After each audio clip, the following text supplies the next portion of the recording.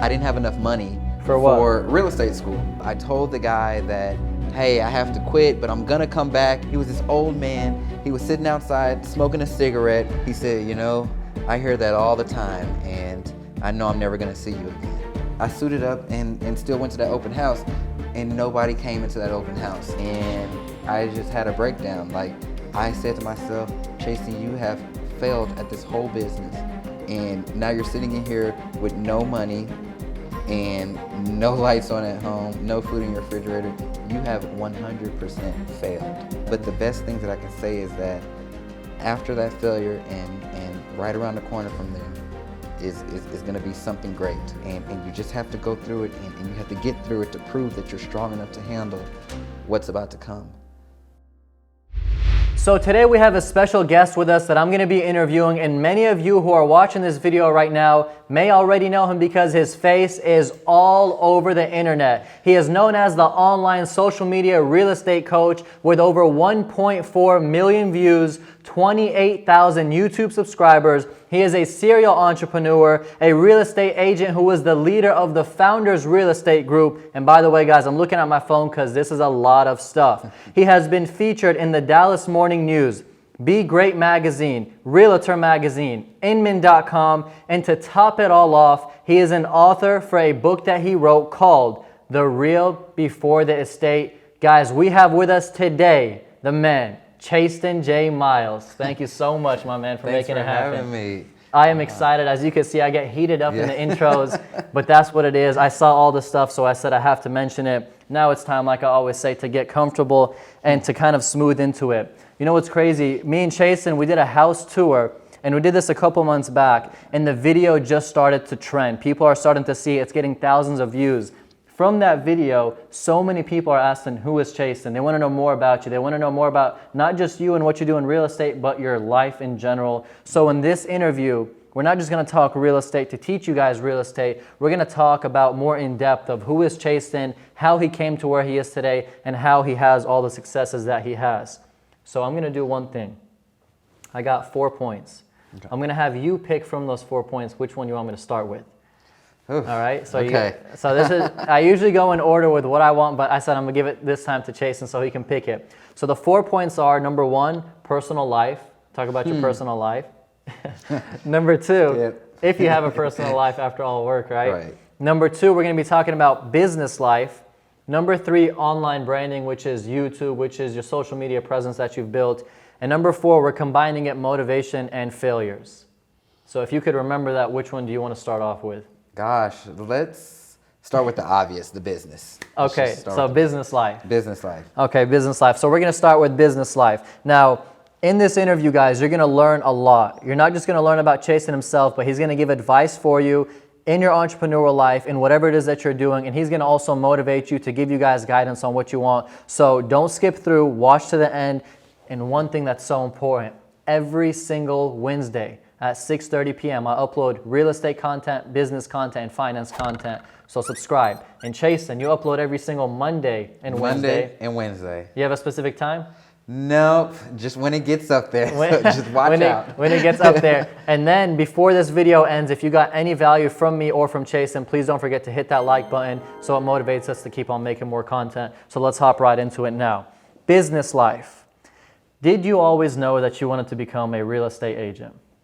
Absolutely not. No, really? No, honestly, I did not always know that I was going to become a real estate agent. I didn't grow up around real estate, didn't really know people in real estate. So your family doesn't do it? Nope, nobody. Wow. I'm the real estate guy. It wasn't until I was in college and me and my roommates, we wanted to get an apartment or like a house off campus. Okay. For obvious reasons. Well, what are those obvious reasons? You know, there's just so many things that you just can't do when you're living on campus. Okay. So one day we were walking through campus and we saw this sign that said like off-campus rentals, and it was just like, okay, well that's exactly what we're looking for. Call the number on there, and there was this lady. She set us up with an appointment Turns out this appointment was at a real estate office.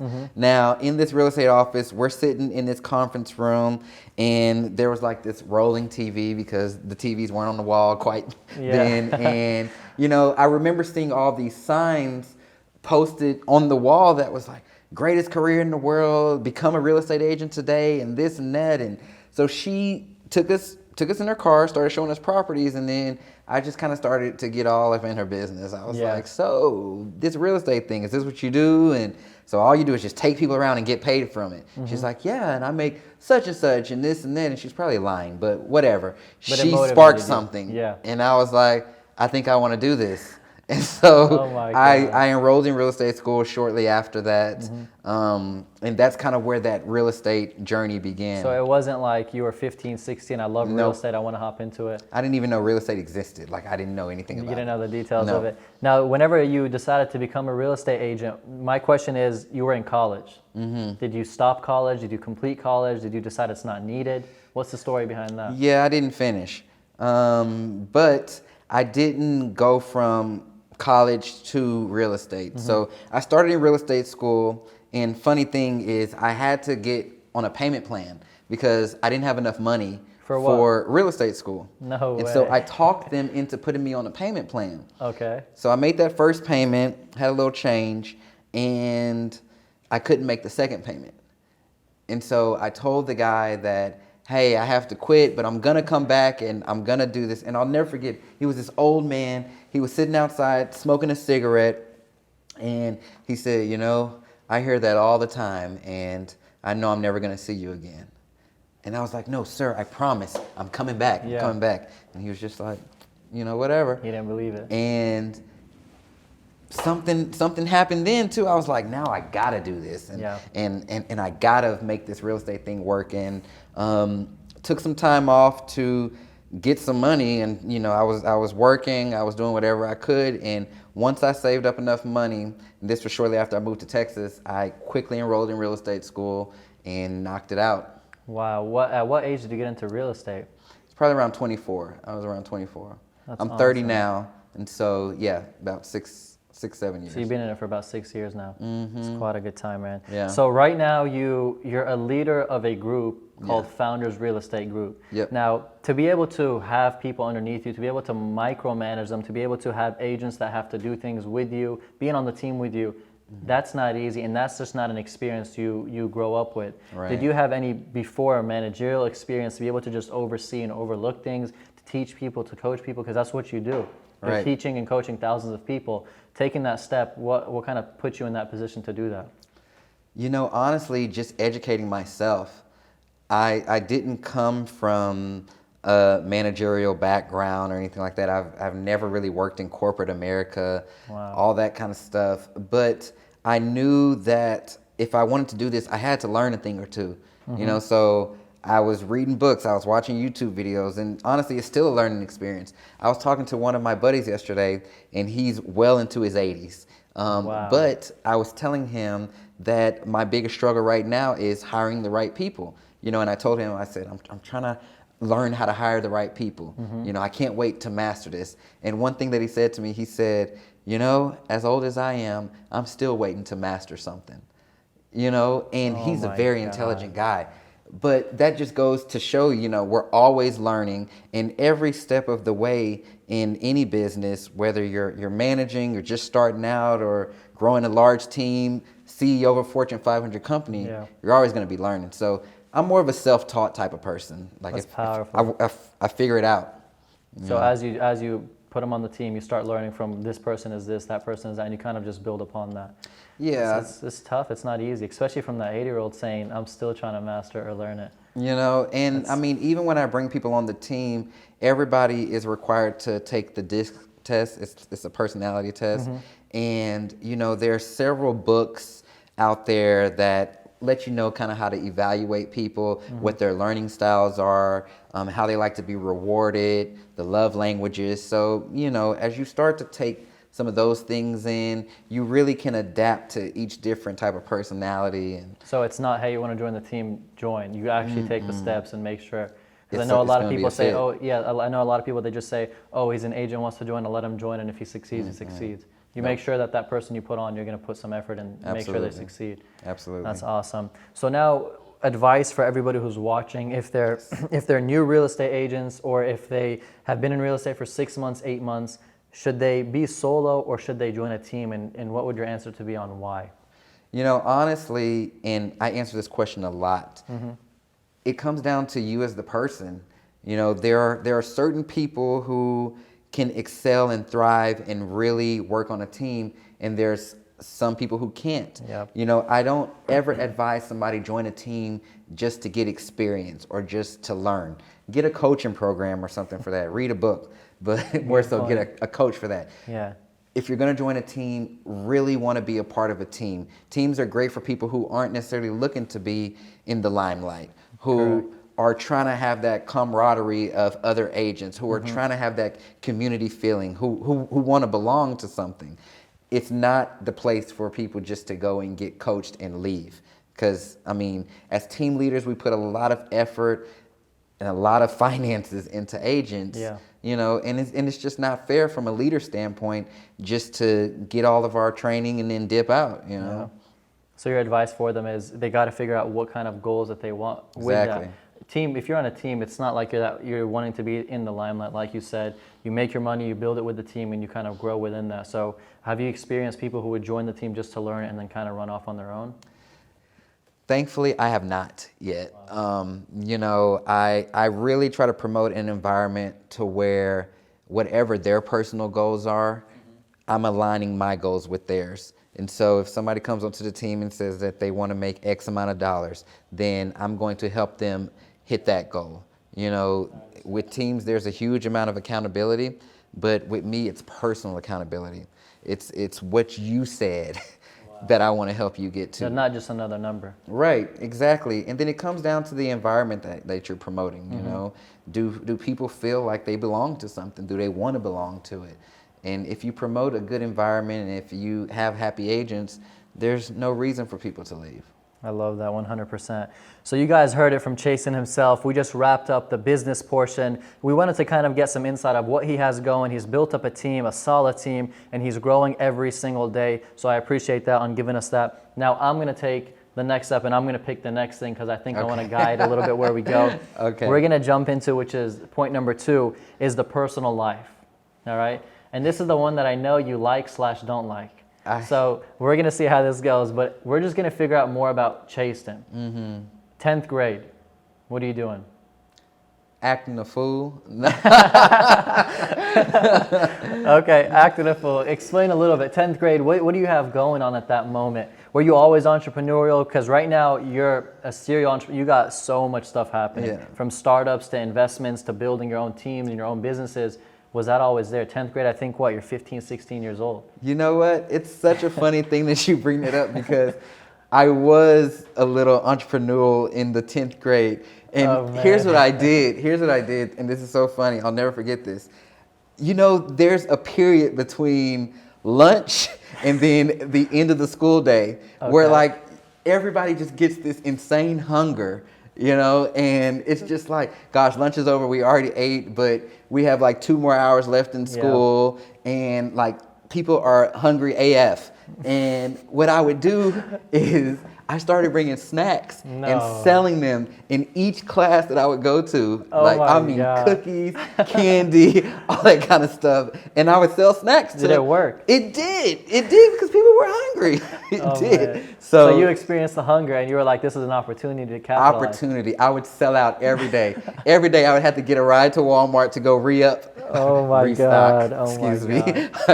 To go restock and snacks for the next day. So you did have the entrepreneurial stuff in you. Yeah, I did. And honestly, I've had that from a child. You know, my first entrepreneurial venture was selling greeting cards. I would sell personalized greeting cards to friends and family members who wanted them for holidays, and I was just printing them out on my grandparents' computer and selling them. So there's always been something. That's awesome, man. Now, are you the only brother? Do you have any brothers, any sisters? You're the only sibling? I have 2 younger brothers, so I'm the oldest. 2 younger brothers. Yeah. Do you think that played kind of a role on you, that you have to be a leader for them? Are they in the same, would you say that they have the successes that you have, or everybody's kind of in their own field? Yeah, I mean, we're all very individual.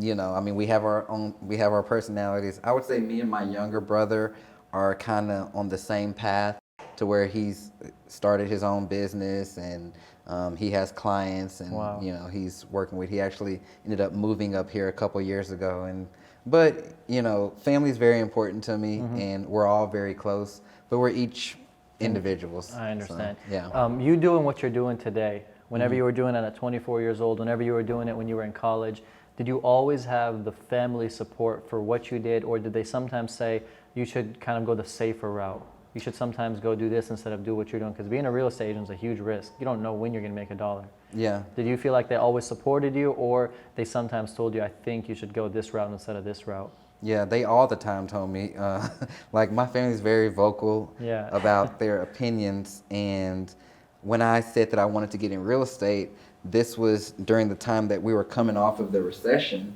you know, so it wasn't like they were telling me not to do it, but they were telling me to wait. You know, now is not a good time, finish school. You know, they weren't gonna not support me. Correct. But they definitely had an alternative for what they thought that I should be doing. Definitely. And so it really came down to me having to make sure that I was proving myself and hey, I'm gonna make this work. I have to make this work. I don't have any other option. You know, I've went against everybody's rules, so let's make it happen. But you know, they're very supportive. I love it. One thing that Chastin just said that catches my attention is whenever you're doing something, guys, whenever I was in college, every single semester I wanted to drop out. When you're doing something that you want to prove to your family members or the friends that you have or the people around you, you can't just talk it, but you have to actually show results, right? If your family's telling you that you shouldn't do real estate, you should go to college, you need to start showing them checks. I flipped my first house, I think I was 18 and a half or something. I was going to college and the first check was $24,000 profit.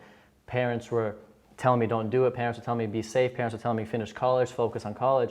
But when I bring that check, the whole perspective changed. They wanted to hold something. The whole perspective changed in the sense of this kid's bringing in results. Right. So for everybody out there, what he just said, I wanted to kind of jump on that to tell all of you, because there's a lot of people in college who are confused what to do, is show results before you drop whatever it is that you're trying to do. Make sure that you have those results coming in before you go and just continue on to something that's a huge risk and you might not succeed at it. So I appreciate you saying that. Now, you said move to Texas a couple times. You're not from Texas. We're in Dallas, Fort Worth for everybody out there. You're not in Texas. You weren't born, raised here? No, so I was born in Texas. I was born in South Texas down in a small town called Houston. And small town. I thought he was going to say like Waxahachie or something. No, of course not. And then I moved to Georgia, like in middle/high school. And so a lot of my adolescent years were spent out there, and my pre-college and, you know, first couple of semesters. So what made you make the move down here? I mean, you got your license and decided to move here? I got my license once I got here. Over there, I wasn't really doing the most. I mean, I was doing the most in a sense of partying and hanging out and in the club all the time and with the wrong people. And I wasn't progressing in my life. You know, I wasn't moving towards anything. And so I kind of just needed a fresh start. And so I decided to move to Dallas. Just decided you just to woke move up here. and said, that's it, I'm going Here we down. go, yep. Packed up and came on over. It's crazy. Real estate's already tough. To be able to come somewhere where you're not really familiar with the people around you makes it 10 times tougher. Yeah. So respect for that and respect for also building a team. Now, we just wrapped up the first thing, which was the business life. Now we wrapped up the personal life, gave you guys a little bit of juice of who Chastin was in 10th grade, flipping things and being entrepreneurial. And now we're going to jump into what you're dominating, which is online branding. Online branding right now, Chastin's out there crushing it, whether it's on YouTube, Facebook, Twitter, what else is the other? Like there's a million things out there that he's all on there. And Instagram too. I lost my train of thought right there. And he's just crushing it all around. And also you're a social media real estate coach online, and you have courses out there that you got people on who are having a lot of success from. Yes. So you dominating online, you doing all what you're doing, did you always see that vision that you were going to do that when you first started? Absolutely not. I feel like I'm saying that a lot. Absolutely not. No, okay. No, and honestly, it came from when I first moved here, because that's when the reality hit when I got in real estate, because I realized that I didn't know anybody. I didn't barely even know the streets. I didn't know anything about real estate. So me being young, the only way that I knew how to meet people or anything like that was to get online.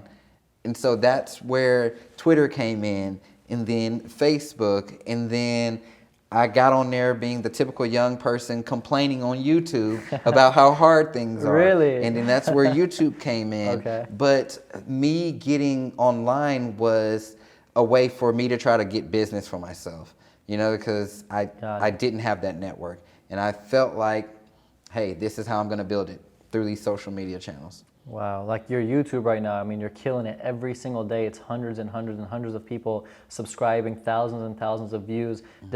When you made that first YouTube video, was it to just document your journey? Was it to get more business, or was it to just share information for people to kind of reference off of your experiences?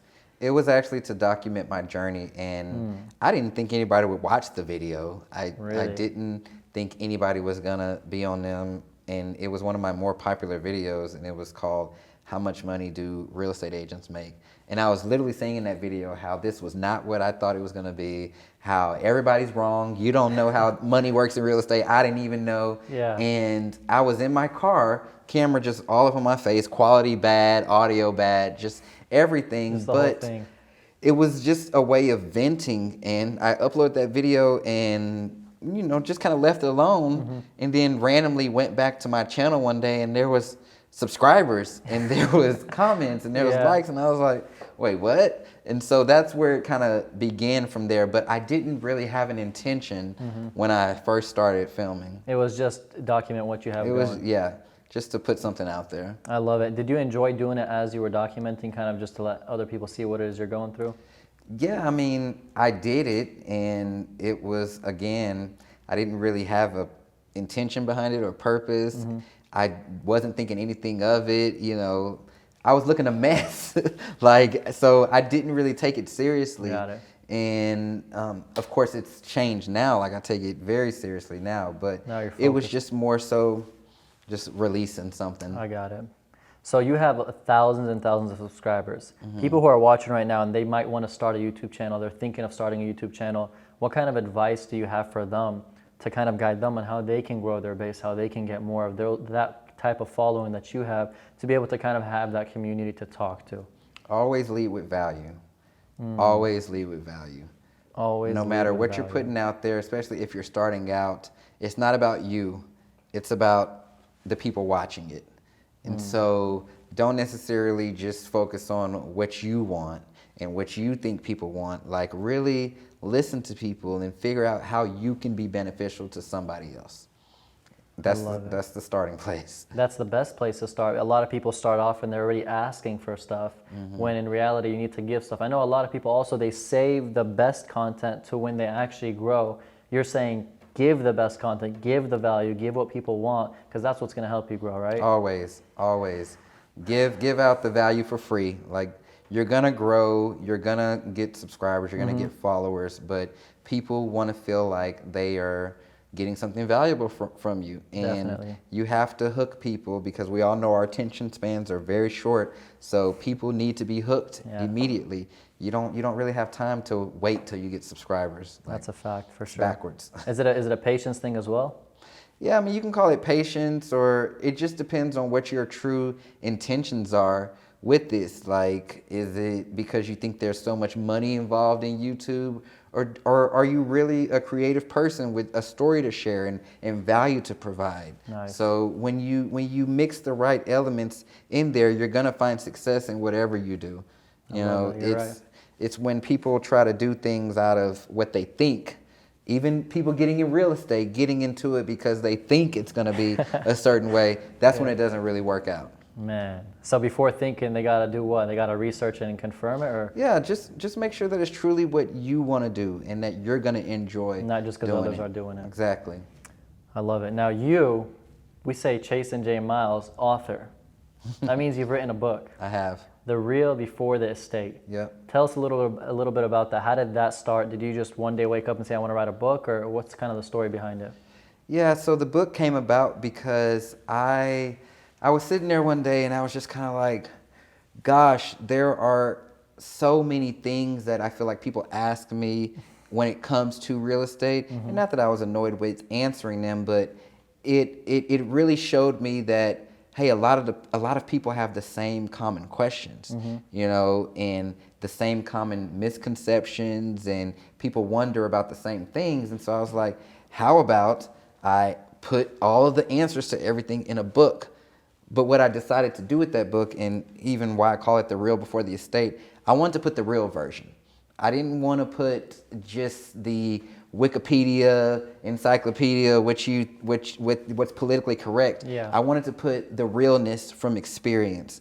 You know, I wanted to talk about what I was told versus what I experienced. Wow. And so it came from a real perspective of an agent who started with nothing and built up a whole business around themselves.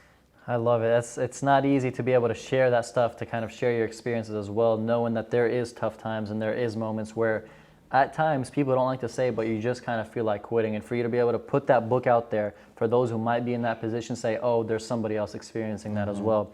That takes me to the final point, which is motivation/failures. We're going to combine them both.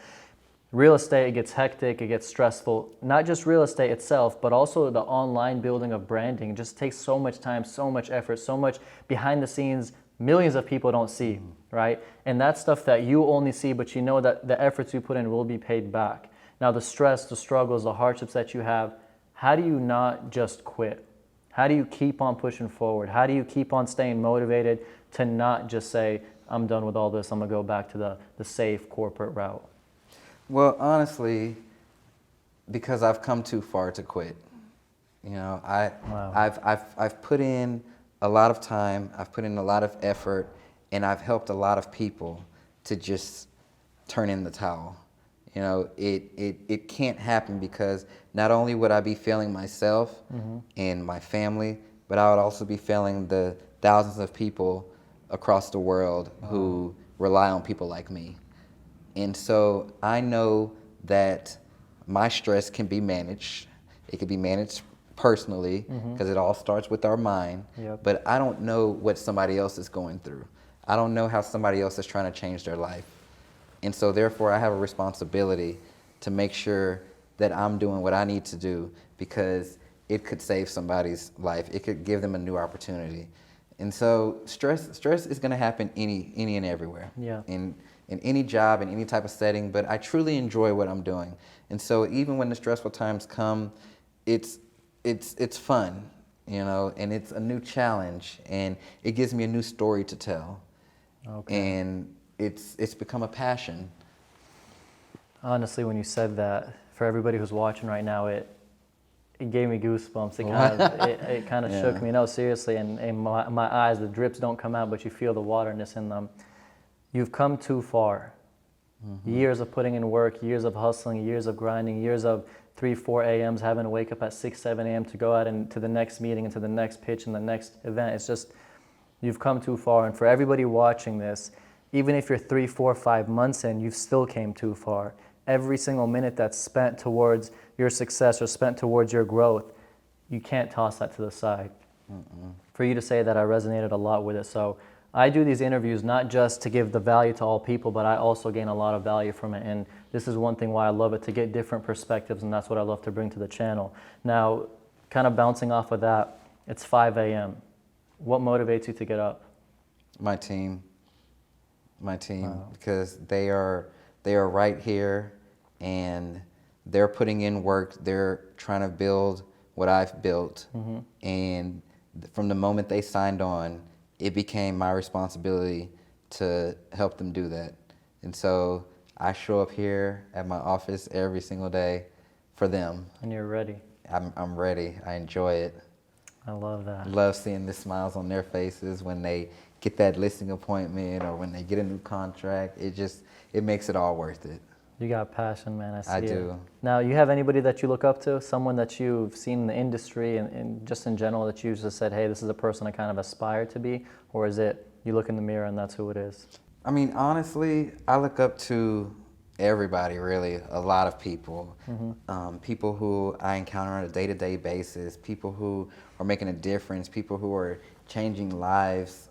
I believe that there's something to always learn from somebody else, you know, and it's taught me so many different things, being able to take in different personalities and see different perspectives, and traveling, and I mean, just anybody from the mom and pop shop to, you know, big Fortune 500 CEOs. I have them all here in my phone book, and those are all true role models to me. So it's not just every day you wake up, I want to be like this person. It's I want to learn as much as I could from a lot of different people and perspectives, and then build who I am, who Chastin J Miles is. Yeah, and that was an important lesson that I had to learn in myself, because before I was trying to be like everybody else, and I was hopping all over the place. I want to be like this person. I want to be like this person. Now I need to be like them, and now I need to be like them.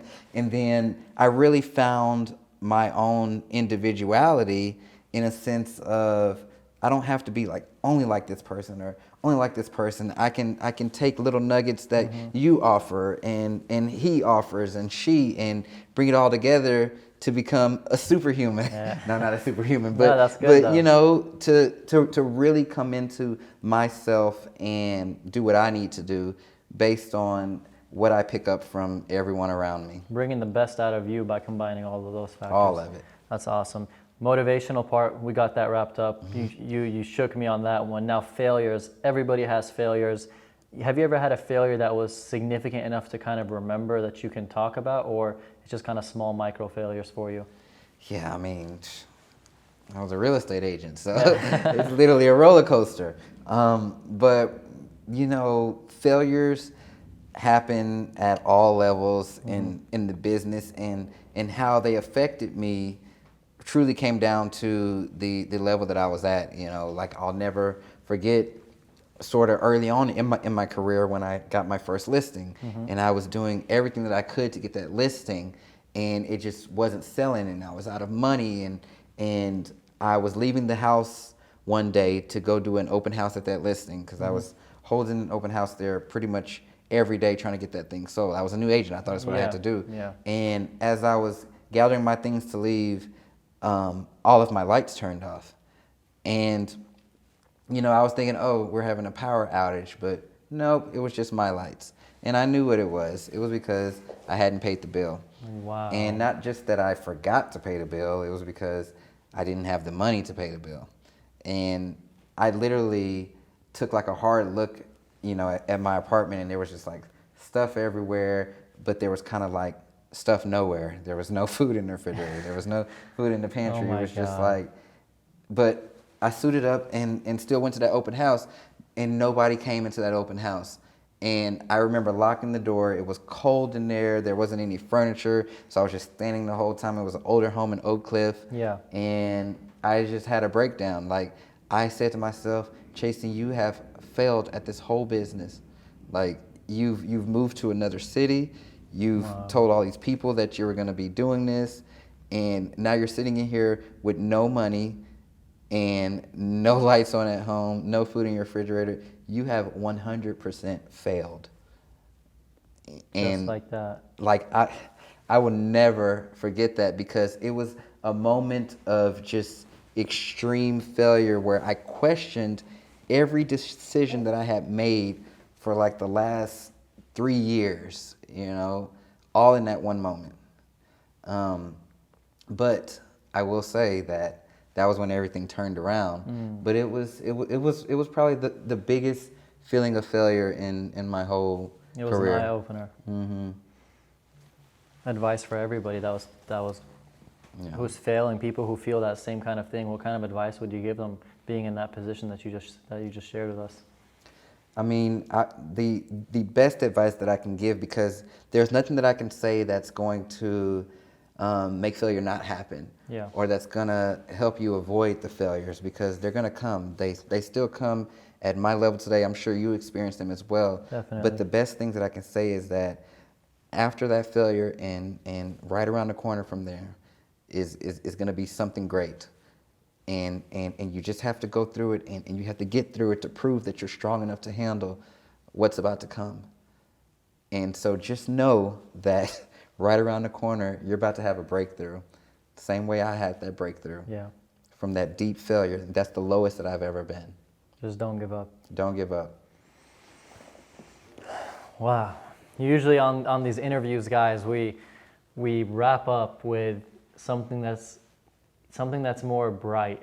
Okay. Right? And because I took it kind of low. The thing is we ended off with failures. Yeah. And I'm gonna figure out a way to make sure I get that scene in the beginning, just so I can have people see it, because that was so powerful on what you just shared and what you just said.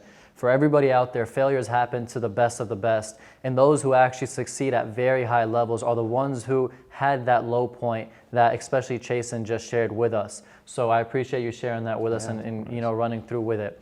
We spoke about 4 points. We spoke about your personal life, your business life, we spoke about online branding, and then motivations and failures.